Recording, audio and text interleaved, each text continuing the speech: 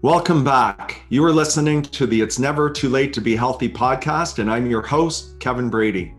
Through my own experiences as a lifelong athlete, community volunteer, author, and company founder, I am on a mission to educate, inspire, and motivate individuals of all ages to improve all aspects of their health and live their best life to the fullest.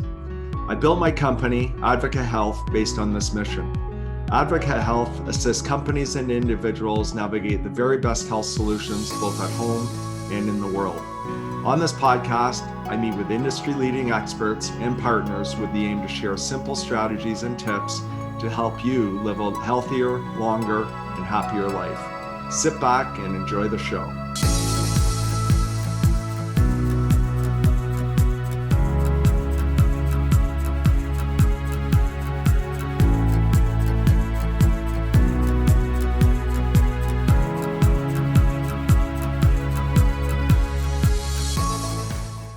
Hello, everyone, and welcome to today's podcast. I'm super excited to have on the show today our son, Matt Brady.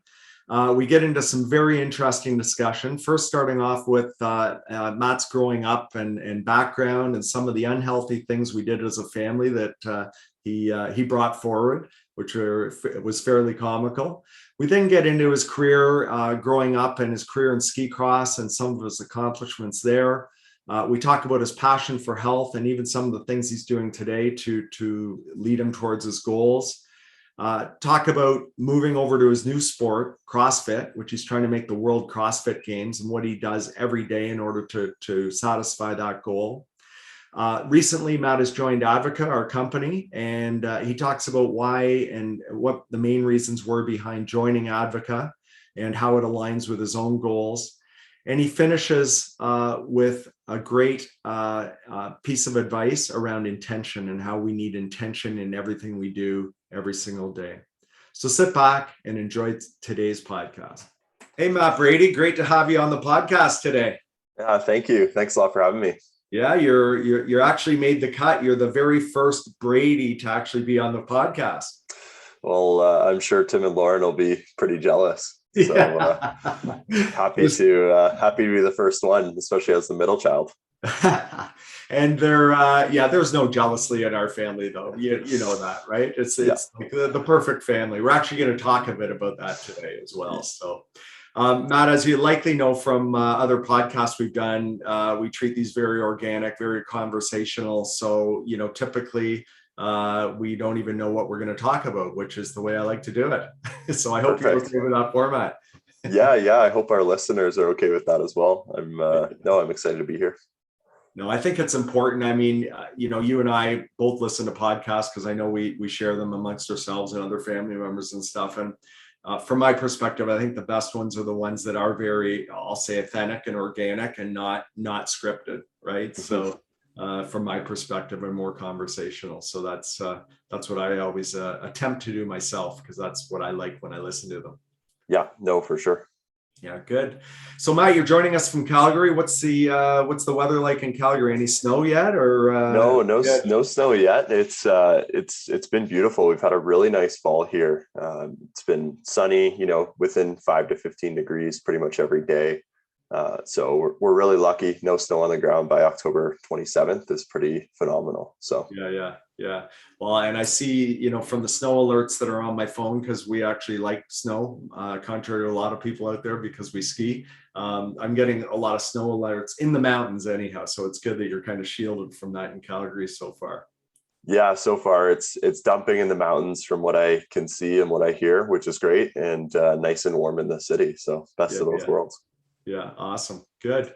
So Matt, let's for our listeners, I just wanted to go back a few decades and just talk about your, growing up, and maybe you can just, give some highlights of your, I'll say, your childhood, and maybe your, then led to your high school years. And because where I really want to take it is, you've been ultra successful in many different areas.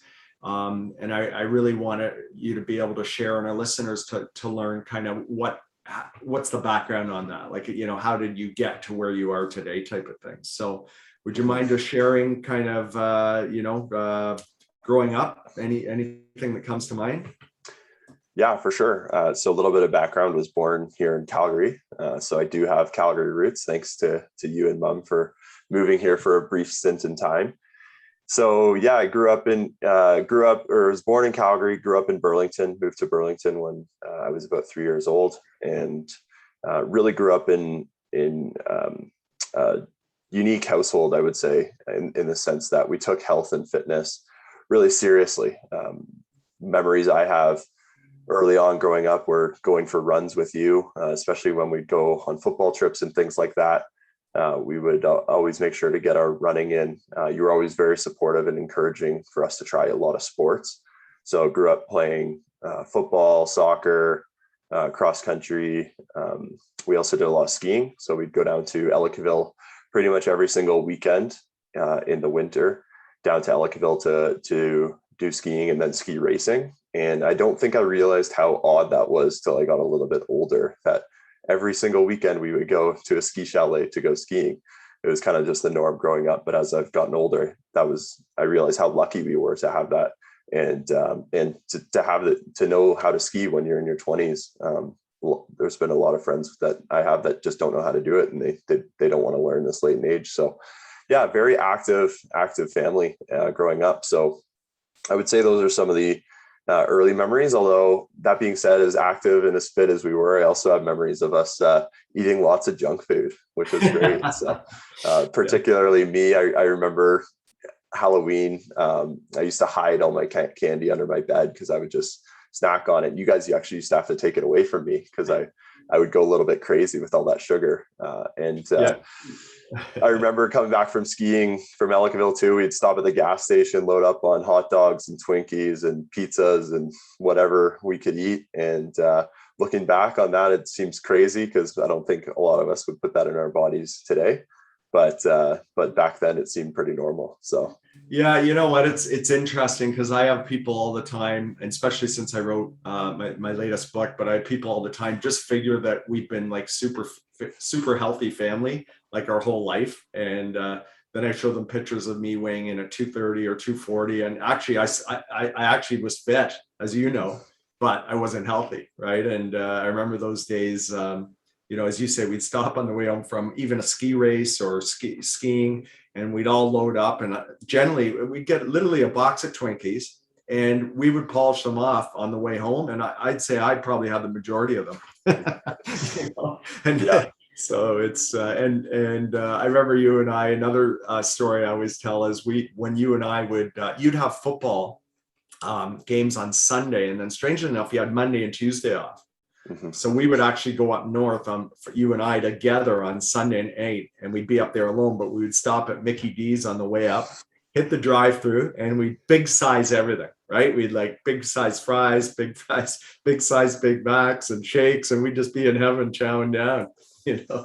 Yeah, I felt like I earned it from playing the game, but I don't know. Maybe you had a hard workout or something to earn that. But yeah, I don't know what I did to earn it, but anyways, it's kind of comical because, as you say, and as I share with many people, when I look back, I always thought I could work my way out of any health issue, right? And which I unfortunately found was very untrue, through a couple different situations, but.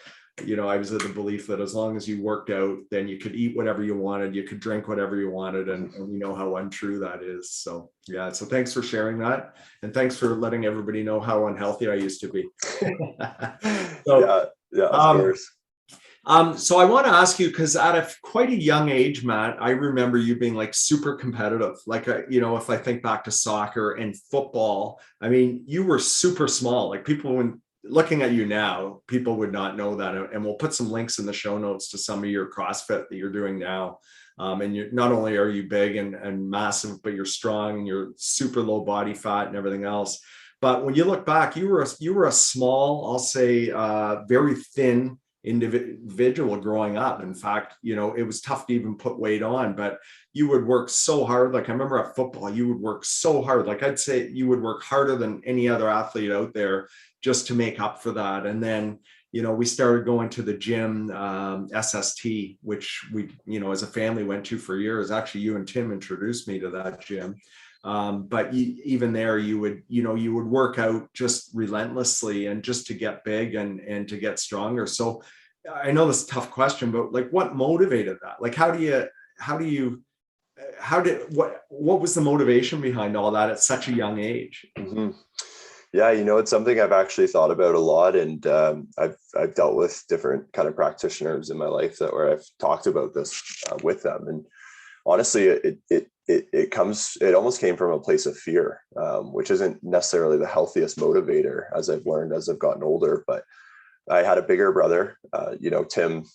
He grew up big. He was a thick guy. I used to make fun of him for it a little bit when we were kids, but he liked his Twinkies too. He liked his Twinkies. Yeah, no, and he was a bigger guy. All his friends were bigger. A lot of my friends were bigger. One of my best friends who went on to play football in the CFL, he was born in January and I was September. So, when you're a kid, those 9 months make a difference. And so some of my best friends were bigger and stronger. And so the first kind of chance I got to put on some size and work hard towards changing that, I took advantage of. So, and it didn't come easy. It didn't come quickly. I remember it was, I think even second year university was when people actually started to notice that I was actually putting on some size, but it took a long time. It wasn't like it happened in high school. I was a little bit of a late bloomer in that sense, but yeah, something that's always kind of stuck with me. And even today, I think it contributes to my hard work and motivation. And as I said, fear is not always the best motivator. It's not the healthiest motivation, but even today, I'm still trying to get bigger and stronger and as much as I can, even though, a lot of those people that I used to use as motivation aren't even competitive in my sport. They're not even necessarily working out anymore or training or whatever. It's just something that is ingrained in me. So yeah. And do you look at fitness as a lifelong thing? In other words, do you believe you will be physically fit your whole life? Like, in other words, I know now you're competing, and we'll dive into that deep in a couple of minutes. But do you believe that that's just a way of life for you? Yeah, I really do. I think because I've been doing it since I was a little kid, just even running. And then, since I've been in the gym since I was 12, it's really just part of my daily routine at this point. I noticed during COVID that when there was no competitions going on, that, I really do love the process. I think COVID was a great test for people to see what they really like. Because if I didn't enjoy training, I would not have kept working out through COVID with no competitions. So that proved to myself that I actually really do love fitness. I could see myself doing this every day for the rest of my life.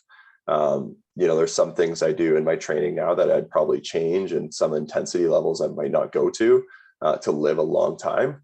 But I definitely will continue to stay fit throughout the rest of my life. And I also notice it in work. It's a really good stressor to train as hard as I do, because I know that anything I do work-wise, relationship-wise, financial-wise, those are not the biggest stressors in my life. The biggest stressor in my life is going to happen at 4:00 today when I go to the gym. So amazing. Wow. That's a good way to look at it. And I'd also say, I mean, we know the correlation or the link between working out and fitness and just mental health and overall health. And I'm sure you notice that on the days you don't work out, right? It's, something's just a little off, Definitely. Yeah. After competitions, I usually take about 3 to 4 days out of the gym, and I start to go a little bit crazy, start to annoy my girlfriend, and it's like she's like pushing me out the door by that point. So yeah, I'm glad you say that, because when I'm injured or I have to take let's say 2 or 3 or even 4 days off, Mom will just say, "Go for a run, like do something," because she notices like I'm crabby or something.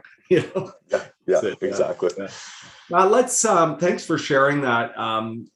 Great insight in terms of like your competitive spirit and everything else. But I want to reflect back. You were playing football, obviously, and that seemed to be kind of, I'll say, your A sport at one time, right? And then you went to ski cross, right? You were a ski racer and downhill racer. And I remember the day you begged Mom and I to go on a ski cross competition, which we weren't keen on because we'd already paid all your dues and all your registration and everything for the year for ski racing. And we thought, why would you want to do ski cross? But would you mind just sharing kind of that story and then how that progressed? Because if you look at when you look back at life, I'm sure that was a life-changing moment for you, right? In terms of where you went after that. Yeah, definitely. It's amazing as you kind of get older and you reflect on these little decisions you make when you're in high school or you're a teenager and how much they actually really do impact your life. And, for good and for bad sometimes. But looking back on my ski cross career. So I grew up ski racing competitively. I think at the age of 8, I began ski racing in Ellicottville, just on the club team there. And was always pretty good, made it to state championships, but I wasn't going to the Olympics for skiing. It's pretty apparent, I think, when you're a teenager, it's kind of like swimming. You know if you're going to make it to the Olympics by the time you're 12 or 13 kind of thing. They decide that for you, really, right? So I was always a good ski racer, competitive, but wasn't going to the Olympics. So when I was 15, so this would have been grade 10, I saw the ski cross at the Olympics, at the Vancouver Olympics. And I saw how Canada had such a dominant team. That year, I think Ashley McIver had won the gold medal for women's ski cross. And I thought it was a really interesting combination of putting freestyle skiing and ski racing together. And although I loved ski racing growing up, I would frequently spend time in the train park as well and just hitting jumps. I loved getting air, hanging out with your friends. So I'd always kind of head there after ski racing to go hang out in the train park. And so ski cross was really a great combination of that. And I had a good ski racing background. So I saw the local club, not Hollymont, but Holiday Valley, which is the other ski hill in Ellicottville, was putting on a ski cross race. And so, as you mentioned, I begged you and Mom to let me go in it. You guys thought it was a little crazy at the time. And I actually ended up winning that race because it was mainly freestyle skiers that were doing that race. And I had a racing background. And at that time, a lot of freestyle skiers were doing ski cross. It wasn't people with a ski racing background. So I signed up for that race, and because I won, it qualified me for the national championships down at Copper Mountain in Colorado, which we all went to. Yeah, and I remember that race in at Holiday Valley, and you won the first one, and everybody's kind of all the other racers going, "Who is this guy?" Because they're on a circuit, like a ski racing circuit all season, and they're kind of going, "Okay, who is this guy?" And then you won another race, and then one of the parents said to me, "Do you know if Matt wins one race, like the next day, that's 3 podiums that qualifies him for the nationals?" And we kind of went, "Really? Like, where are the nationals?" "Oh, they're in Colorado." So that was kind of so next thing you know, we're going to the nationals with you. Yeah, exactly. Yeah, I remember back then on that circuit, if you won 2 races in a season, you automatically qualified for the national championships, which was very cool. Very cool experience. And basically once I did that, I decided I wanted to go full time with ski cross. And so I went to the nationals, and I think I came 6th in my age group for 15 to 16 year olds, which I was pretty happy. It's top 10. Yeah. Hadn't gotten many top 10 ski racing. So this was pretty cool. I got a top 10 at the, all the best ski cross racers in the States. Right. So that was cool. And then I think it was the following year, we figured out a game plan to put me down at a ski academy in Lake Placid, which I'm super thankful for you and Mom for supporting me on that. Cause I know it wasn't a cheap venture, but necessary and really launched me into my ski cross career. Yeah, and that was tough for us because all of a sudden our high school son is leaving home, right? Spending a winter not with us, like away from us, right? So, which was, as a parent, that was a tough one for sure, because you count on your kids leaving kind of at university age, but not when they're 14 or 15, So, and then you went from the ski academy and you were recruited by a coach who became your coach for a few years, correct? That was the next stage. Yeah, that's it. Exactly. So I spent 2 years down in Lake Placid ski racing, doing the American circuit. And I went to a training camp with the Alberta ski cross team in the summer between grade 11 and grade 12. And I went to Mount Hood in Oregon and skied with the Alberta team because they were putting on a camp there. And that was a wake up call for me because it showed how much of a team they really were. They had about 10 or 12 athletes really dedicated to ski cross. Really good coach that was formerly on the national team for Canada for ski cross, went to multiple X Games, Olympics. So a really, really dedicated coach, and they had the funding to really support a ski cross team. So after I did the training camp with them at Mount Hood, I joined them for a few races when I was in grade 12 up on the Canadian circuit. I think you actually joined me on those. We went to Big White and Lake Louise and Red Mountain, That's which was right. a fun I remember little circuit. That was a road trip. Yeah, I think it was like a week and a half or 2 weeks. We kind of went from race to race. Yeah, that was awesome. Yeah, and after that, I think we went and toured the University of Calgary, which you showed me the gym and the oval, and I said, yeah, let's do this for university. It looks great. So I was really sold on the whole Calgary experience and Alberta ski cross team and joining them. And we obviously have some roots here with some family friends and stuff like that to look after me. So it felt comfortable, even though it was across the country. It didn't feel like I was going to somewhere where I didn't know anyone. And yeah, it almost felt home. I think, when, we joke about touring the university, but I think it wasn't just the university, it was the city, and it's close to the mountains, and you were born there, and there was just you felt comfortable there. Right? Yeah. And we used to come back here to ski every winter to go to Panorama as a family. So even though I was only living here until I was 3, every single winter we'd come to Calgary, we'd fly in and fly out of Calgary and stay here with some family friends. Till I was probably 12 or 13. And so it felt comfortable. Yeah. Good. So keep going on your ski cross career, and then we're going to jump to your new sports career. Yeah. So really then when I joined the Alberta ski cross team, I thought I was a good racer because I'd gotten some good results in years past. And when I joined this Alberta ski cross team, I realized, wow, there's some better athletes on this team than me. Like I'm not that good, which was good. It was humbling, but I really worked hard, and it was tough because I was going to school full time. I was trying to get a business degree, and as well as I was trying to ski, at least 3 to 4 days a week, and then on top of that, probably doing some night skiing here at Calgary Olympic Park. I remember I missed one of my calculus exams in first year because I got to go run the World Cup race at Nikiska. So it was just a tough balance, but I really wanted to work hard to be the best ski racer I could be, to be the best on the team. And I'm not sure, I think it might have been my second year on the Alberta team that I won my first North American Cup race.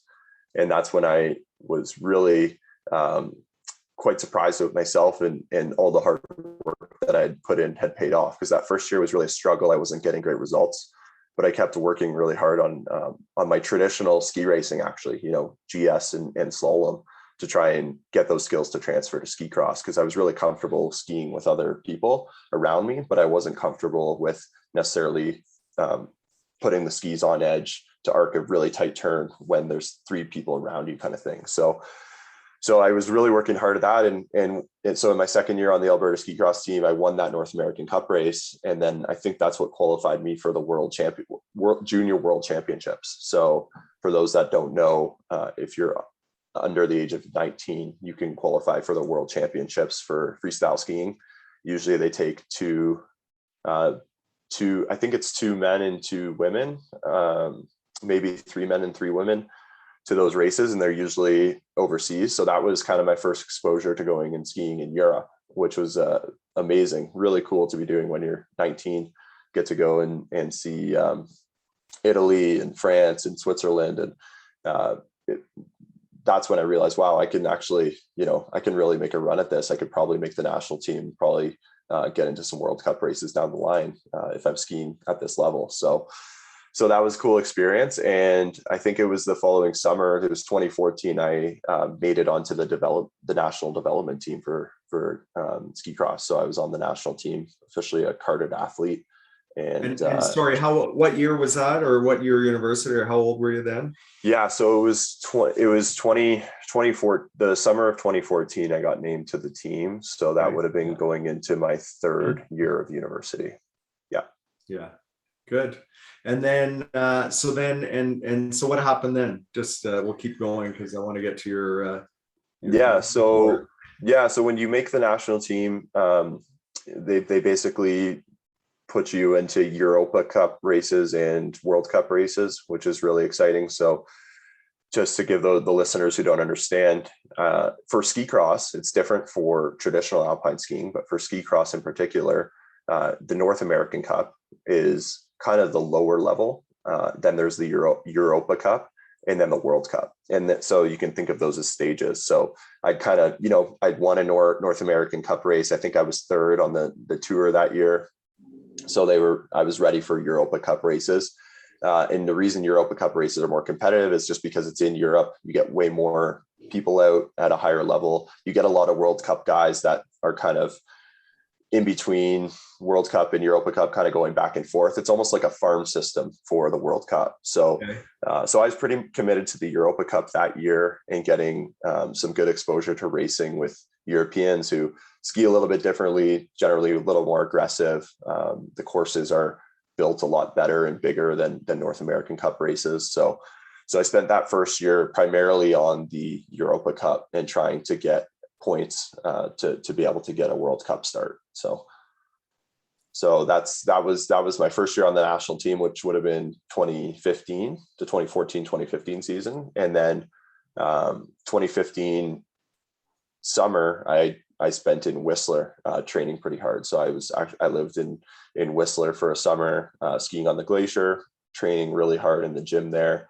And I was ready. I wanted to make a push for the World Cup. And so then the following year, spent the majority of it living actually in Europe, primarily Germany, France, Switzerland, and Italy, just touring around skiing there. And I got my first European World Cup start, which was great. It was a really good experience. I did well in a few races over there, and just tremendous experience competing with some of those World Cup and Olympic ski racers. So yeah, amazing. And once again, I mean, what I keep the underlying theme that I keep hearing, like even from when you were so young, was just hard work, right, and dedication. To get you to where you need to be. Yeah, and we'll get into kind of CrossFit in a little bit, but the one thing I really liked about ski racing is you can really see those milestones with your achievement. So the hard work you put in tends to pay off, and you can kind of get these checkpoints along the way. It's like, okay, made the Alberta team, made the junior national team, made the Europa Cup team, made the World Cup team. Whereas what I find in CrossFit, which is it's a lot harder, there's a lot more people doing it. You just don't get those checkpoints the same way. So you don't get those little successes, every few months, every few years that kind of bump you up. They come further in between, which it's difficult. It's tough mentally to deal with that, but just especially during a COVID year, right? Because there's no checkpoints, so to speak, right? There's not like, how am I doing, or very few, So yeah. So Matt, thanks for sharing that amazing success you had in ski cross. And can you just share what was the turning point between you going from ski cross to CrossFit? Because literally you stopped one and you started one like right away, right? Yeah, for sure. So stopped. I decided after the 2016 season to hang it up with ski cross. Some reasons that I don't necessarily want to get into on a live forum, but it was just the right time for me to move on and look towards a business career and finishing up my business degree and moving on with life, I should say. So yeah, it's I think back to my ski racing days, and one of the things that stood out to me was how much I really liked the gym. Like, don't get me wrong, I love skiing, but there was days and there was times when, you're skiing every day, you're skiing 150 days to 200 days a year, where you kind of get a little tired of it. You're carrying all your equipment all the time, you carry your skis, and, if you're not skiing well, that even magnifies it a little more. But cold.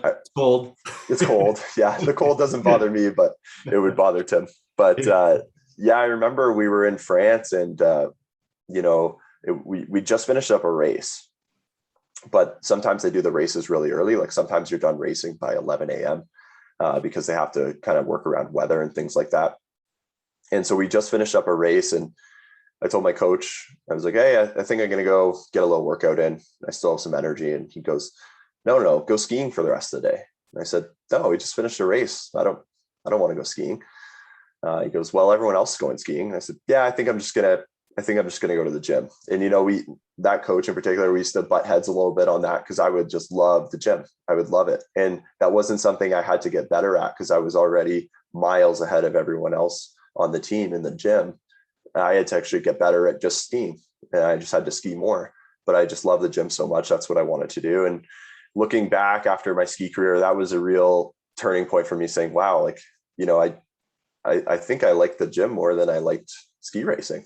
And so when I quit ski racing, I decided, let's give CrossFit a try. I remember actually watching the CrossFit Games, a few different summers, and watching one athlete in particular. Her name was Alex Parker, and she used to be a ski racer turned CrossFit, and she made the CrossFit Games. And so anyways, I did a little bit of research in Calgary. I was kind of just doing my own thing in the gym for about a month. And I did some research. I'm like, okay, I want to find a CrossFit gym, but I know CrossFitters at the CrossFit Games, they don't train the way CrossFitters do in classes, because I know it's CrossFit at the CrossFit Games is like a sport. You got to work on your weaknesses. You got to have, your squat day, your gymnastics skill day. Like you got to organize it based on you. It has to be tailored to you. You can't just go into a class and expect to make the CrossFit Games. So I did a lot of research, tried out a few different places, talked to a few different coaches, and I ended up going to this gym called Optimum Performance Training that's located in the northwest of Calgary. And I walk into the gym, and this Alex Parker girl's there. And I was like, what are the odds? Like, I had no idea that that's the gym she trained at, but I'm like, wow, this girl went to the games. She used to be a ski racer. She went to the games, and I'm going to follow the same path, And you just walked in the gym cold. I just walked in I got a referral from another coach that I had talked to, but I had no idea that's where this girl had trained that used to be on the BC Alpine or Canadian ski team that then went to the CrossFit Games. I had no idea. So it was a pretty surprising moment for me. I was like, wow, this is perfect. And also it was huge because we've always done individual design, yourself included. But for football, skiing, I'd always had a coach that gave me a program based on my weaknesses and what I had to work on. And I followed the program, sent them the results, and then got a new program. Like I've always done that. Like literally your whole life. Literally like my life. Yeah. And I'm still doing that today. And I think that is the absolute best way you can train if you want to get better at something. Group classes are great if you just want to go hang out with your friends, but it is not personalized towards you. And so when I found out this gym did that for the sport of CrossFit, I was all over it. I was fully bought in. Still am today. I've been with the same coach for 5.5 years now. And we haven't made the games yet, but every year we're getting a little closer. So it's a grind, but I love it. So. Well, yeah. As you say, you love the work that you put in. You love going to the gym. You love working out, and you've been successful. I mean, we went over to see you in London, England, for the national team. At that time you were representing the national team. You just had some. Maybe you can just talk about some recent success, because again, during COVID, it was tough to compete, but you just had some recent success. I'm going to say about a month ago, actually. Yeah, for sure. And just for the listeners to kind of bridge what you're talking about. So there's two organizations, I should say, world organizations. So there's CrossFit, which obviously puts on the CrossFit Games. And that's if you want to compare it to triathlon, that's similar to Ironman. So it's a company, it's a brand.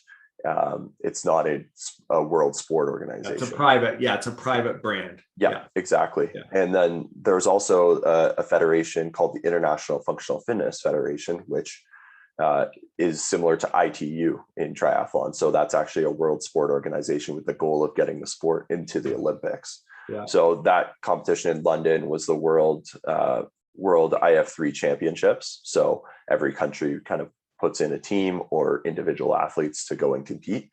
And that was a really great experience, especially in London. So it was cool to go back to Europe on that trip and compete overseas for a different sport. That was really cool for me because I'd previously been there a couple of years earlier competing for skiing. So that was a really cool experience. But recently we had a local competition here in Calgary called Outside the Box, which focuses on not just traditional CrossFit. They do a lot of other athlete tests as well. Like our first event was a 5-kilometer trail run. We had a swimming event, gymnastics events, lifting events. So a little bit more, that's why it's called Outside the Box. It's outside of the gym stuff mixed in with some traditional CrossFit.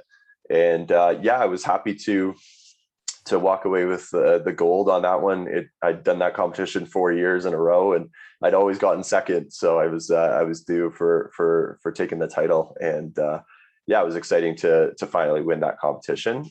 Even though it's just a local competition, it's still kind of boosts your confidence going into the competitive season this year. So for sure. And Matt, what are your goals with CrossFit? Like, I mean, you still go to the gym, I know, every day, and you continue to work hard, and you've obviously, what would be your goal, or a couple of goals, or your ultimate goal even? My ultimate goal is to get to the CrossFit Games. Wow. It gets tougher and tougher every year, and I'm getting older and older every year. So it's challenging for sure. But I keep continuously getting better. It seems like with my training, I'm always hitting new PRs, personal records, and hitting these milestones. So I'm not going to be an overnight success story where this 22-year-old makes it to the CrossFit Games, but it's going to be the long grind where I kind of sneak in there when I'm maybe 30 or 31. But that is my goal to get there. This year upcoming, I'm trying out some team competitions. So there's a big fitness festival, the second biggest fitness festival in the world, or it actually might even be the biggest. It's called Wadapalooza down in Miami. And so me and 2 guys from OPT have put in a team of 3 to go compete down there, which I'm really excited for. I haven't done a lot of team competitions. I've also always wanted to go to Wadapalooza. Really good athletes go there. And so I'm excited to try my hand at that.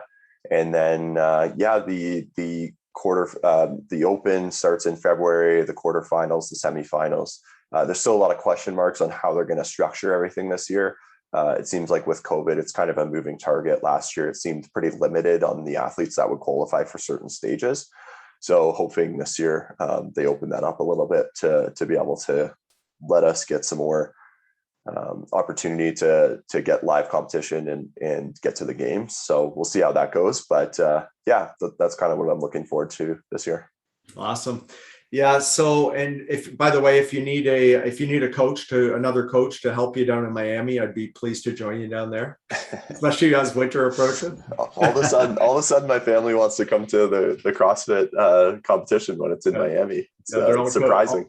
They're all coaches. Yeah.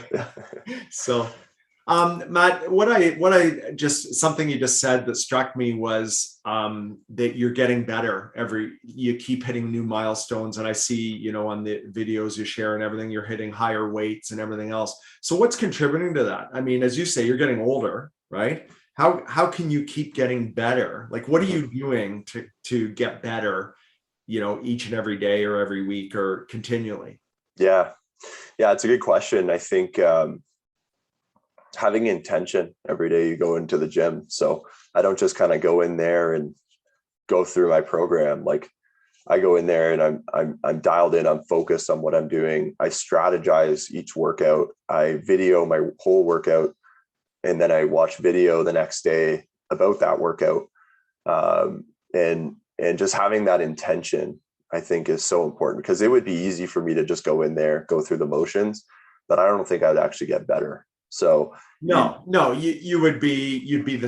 stay the same, or maybe even get worse, right? Yeah. And it's Instagram's a highlight reel. There's stuff I get worse at too. I did a workout last week. It's a tester workout. So in CrossFit, we have some testing workouts that you've done in the past that you'll do maybe once every year or once every 6 months to show that you're getting better. And I did one last week where I'd actually gotten worse. And that's a scary time when that happens, because you're like, what's going on? But it's kind of, this balancing act where if you spend too much time working on your rowing and your running and your swimming and your squatting, then maybe your gymnastics are going to get a little worse. You're kind of always doing this balancing act, but the idea is hopefully it's an upward trend with everything. Yeah. And I'd also just want to add to that too, is that I think with CrossFit, and this applies to a lot of things in life, doing something consistent for a long period of time.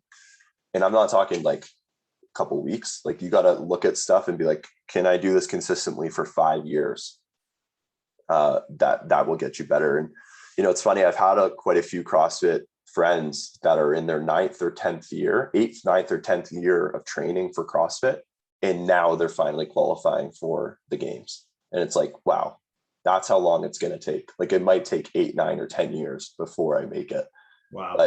But if that's what it takes, that I'm happy with that. But when you set out to that goal, you need to be realistic. You can't say, okay, this is going to happen in 6 months. And I think that goes I think that goes for people trying to lose weight. You could lose weight unhealthily in 3 months, but 2 weeks. Yeah, 2 weeks. But don't get mad at your fitness coach because you're not seeing results after 3 months. Like it's supposed to take a long time, Yeah.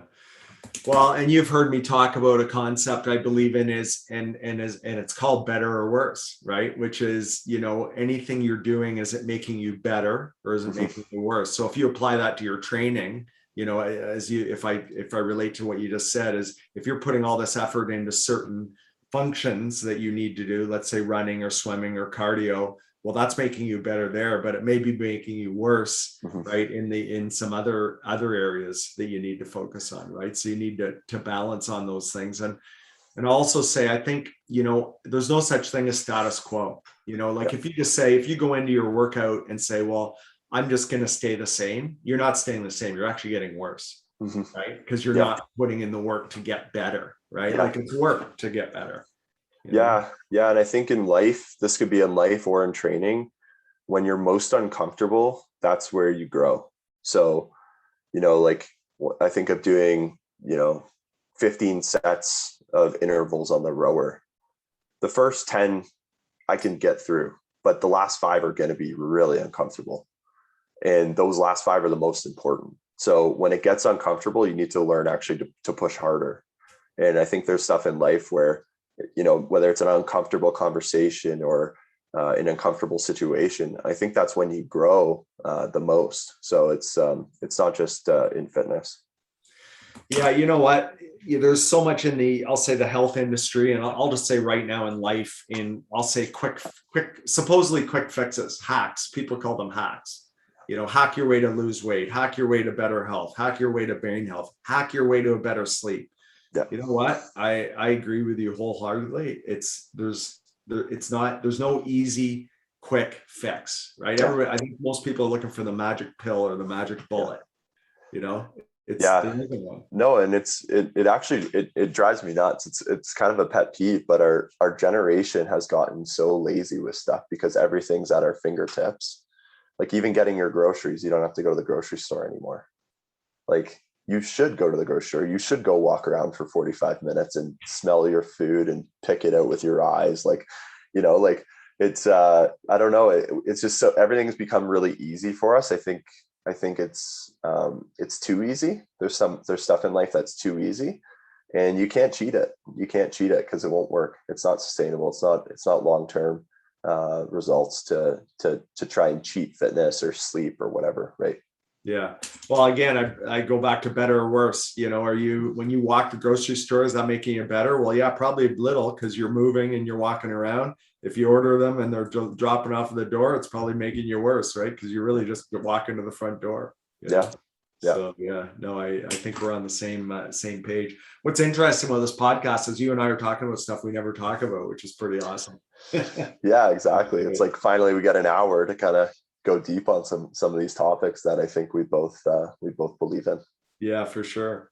So, Matt, and for our listeners, recently you've joined our company, Advica Health, and I was so elated when you reached out to ask if we'd ever consider bringing you on.